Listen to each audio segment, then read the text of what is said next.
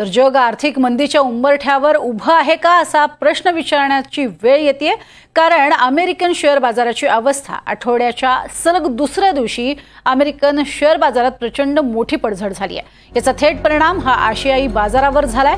Japan, दक्षिण Korea, Taiwan, Bharat असे सगळे प्रमुख आशियाई शेअर बाजार रेड झोन मध्ये गेले। गेल्या काही काळात अमेरिकन शेअर मार्केटमध्ये गुंतवणूकदारांचे 330 लाख कोटी रुपये बुडले। मंदीच्या भीतीने गुंतवणूकदार विक्री करत असल्याचं जाणकारांचं म्हणणं आहे। दक्षिण कोरिया शेअर बाजार ओपन होताच 2% पडला, तर दुसरीकडे जपानचा निक्केई इंडेक्सही 2% गडगडला। हाँगकाँगचा शेअर बाजारही रेड झोन मध्येच आहे। भारतीय शेअर बाजारही पडझडीपासून काही दूर नाहीये। काल आणि आज दोन्ही दिवस शेअर मार्केटमध्ये पडझड कायम आहे। काल सेन्सेक्स आणि निफ्टी दोन्ही रेड होऊनच बंद झाले होते। आता आज ही स्थिती फारशी काही वेगळी दिसत नाहीये। त्यामुळे जग आर्थिक मंदीच्या उंबरठ्यावर आहे का असाही सवाल उपस्थित केला जातोय। आशियाई शेअर बाजारांवरती सुद्धा परिणाम झालेला पाहायला मिळतोय।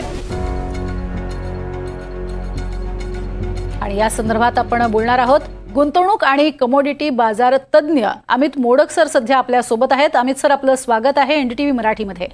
मुळात सध्याची परिस्थिती शेअर बाजाराची दिसतीये। आता सध्या आपण केवळ भारताबद्दल बोलूया।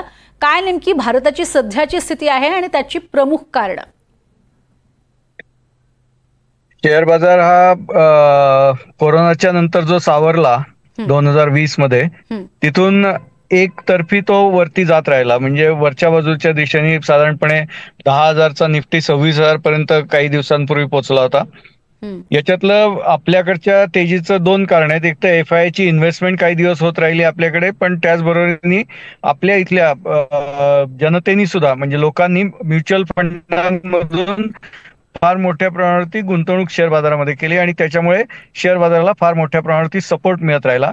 आत्ताच्या काळात सुद्धा जर का आपल्या शेअर बाजारामध्ये डोमेस्टिक, म्हणजे आपले जर स्वतःचे गुंतवणूकदार नसते, त्यांनी पैसे गुंतवलेले नसते आपल्या म्युच्युअल फंड्स किंवा DII म्हणतो आपण ज्याला, डोमेस्टिक इन्स्टिट्यूशनल इन्व्हेस्टर, त्यांच्या मार्फत, तर शेअर बाजारात जास्त पडझड दिसली असती। पण रोजची जी आकडेवारी येते की FII ज्या प्रमाणामध्ये विक्री करते त्याच्याच प्रमाणामध्ये त्याच्या बरोबरीने डोमेस्टिक इन्स्टिट्यूशनल इन्व्हेस्टर खरेदी करतायत आणि त्यामुळे आपला शेअर बाजार फार मोठ्या प्रमाणात पडत नाहीये।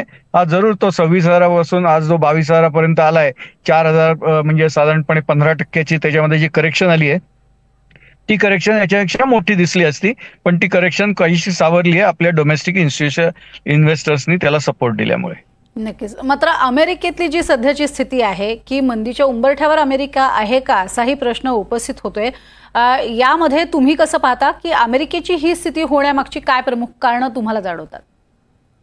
अमेरिकेत नुकत्याच इलेक्शन झाल्या। त्या इलेक्शनमध्ये ट्रम्प साहेबांच्या पक्षाने सांगितलं होतं की आम्ही इथले अनधिकृत रहिवासी जे आहेत, अनऑथोराइज मायग्रंट्स, त्यांना अमेरिकेतून हकलून लावू, जेणेकरून अमेरिका स्वच्छ होईल, असं त्यांचं मत होतं।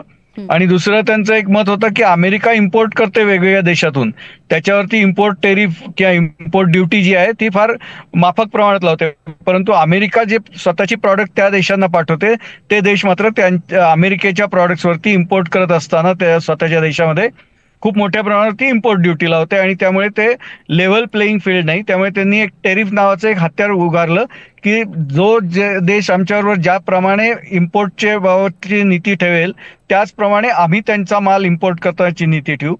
त्याच्याबरोबर मेक्सिको आणि कॅनडावरती त्यांनी टेरिफ याच्याकरता लादली की मेक्सिको आणि कॅनडामधून येणाऱ्या मालापेक्षा सुद्धा तिथून जे इलिगल मायग्रंट्स येत होते, विविध देशांचे होते, म्हणजे ते फक्त मेक्सिकन होते, कॅनेडियन होते असं नाही, तो एक रूट झाला होता येण्याचा। तर त्याच्याबद्दल त्या देशांनी कडक भूमिका घ्यायला पाहिजे आणि इलिगल मायग्रंट्स थांबवले पाहिजेत, याच्याकरता त्यांनी कॅनडा आणि मेक्सिकोवरती टेरिफ लावली। आता ट्रम्प साहेबांची जी निर्णय करण्याची प्रक्रिया आहे त्याच्यामध्ये धरसोडपणा फार दिसतो आपल्याला। ते 1 जानेवारीपासून टेरिफ लावणार होते, नंतर 1 फेब्रुवारीपासून लावणार होते, आता 1 मार्चला त्यांनी टेरिफ लावलं आणि 2 दिवसात सांगितलं ती टेरिफ आम्ही 1 एप्रिलपर्यंत पोस्टपोन करतोय। कुणाकरता? तर कॅनडा आणि मेक्सिको करता। चीनवरती त्यांनी 10%चं टेरिफ लावलं, 25%चं लावलं नाही। कॅनडा मेक्सिकोवर 25%चं लावलं, चीनवर 25%चं एवढ्याकरता लावलं नाही की मॅक्सिमम त्यांचा इम्पोर्ट आहे अमेरिकेचा तो चीनमधून होतोय। चीनमधून येणाऱ्या वस्तूच बंद झाल्या किंवा महाग झाल्या तर अमेरिकेमध्ये फार मोठ्या प्रमाणात महागाई होईल आणि इन्फ्लेशन वाढेल, त्या भीतीने तिथे माफक प्रमाणात 10% त्यांनी टेरिफ लावलं। आता राहिला प्रश्न मायग्रंट्सचा, इलिगल मायग्रंट्सचा। तर इलिगल मायग्रंट जर खरोखर त्यांनी सगळे बाहेर काढायचं ठरवलं तर त्यांची हायपर मार्ट किंवा जे मॉल्स आहेत तिथे काम करायला कोण असेल, पेट्रोल पंपांवर काम करायला कोण असेल, सफाई कामगार कुठून येतील किंवा हॉटेल्स आणि मोटेल्समध्ये काम करणारे लोक कुठून येतील, या सगळ्याची आता त्यांना पण स्वतःला भीती वाटायला लागली. त्यांना ही परिस्थिती जाणीव झाली आहे. त्यामुळे त्यांनी पहिले 8-10 दिवस ज्या प्रमाणामध्ये विमानं भरभरून लोकांना परत पाठवलं ते थांबवलं, कारण की लोकच जर उरली नाही तिथे काम करायला तर अमेरिकेची जनता ऐशारामात, अक्षरशः ऐशारामात आणि बसून कसं काय जीवन जगू शकेल, कारण त्यांच्याकडे पैसा आहेत पण काम करायची तयारी नाही. आणि काम करणाऱ्या लोकांना अशा प्रकारे जर बाहेर काढलं तर तिथे काम करणारं कोण उरेल. त्यामुळे अमेरिका आज तरी फार मोठ्या प्रमाणावर इन्फ्लेशन किंवा चलनवाढीच्या उंबरठ्यावर आहे, फार मोठ्या प्रमाणावरती नेसेसिटीच्या वस्तूंच्या स्केअरसिटीच्या बाबतीत उंबरठ्यावर आहे. आणि तसंच लो लेवलची ब्लू ड्रेस आपण म्हणतो त्या प्रकारची कामं करणारे ब्लू वर्कर्स, तर त्याचे मोठ्या प्रमाणावर स्केअरसिटी निर्माण व्हायची शक्यता आहे. आणि यामुळे ट्रम्प साहेबांनी थोडंसं आता नरमाईचं धोरण घेतलंय. तरी पण ट्रम्प साहेब कधी काय बोलतील आणि त्याचा काय परिणाम होईल माहित नाही.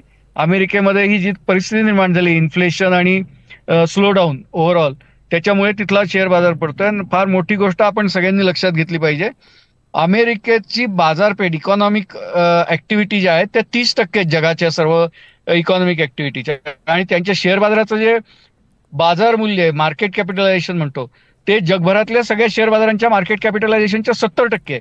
म्हणजे ती जी तफावत आहे ती दूर होण्याकरता अमेरिकेचा शेअर बाजार पडणंच गरजेचं आहे. नक्कीच. खूप खूप धन्यवाद अमित मोडक सर, तुम्ही अतिशय सविस्तर अशा पद्धतीने विश्लेषण केलं, माहिती दिलीत त्यासाठी.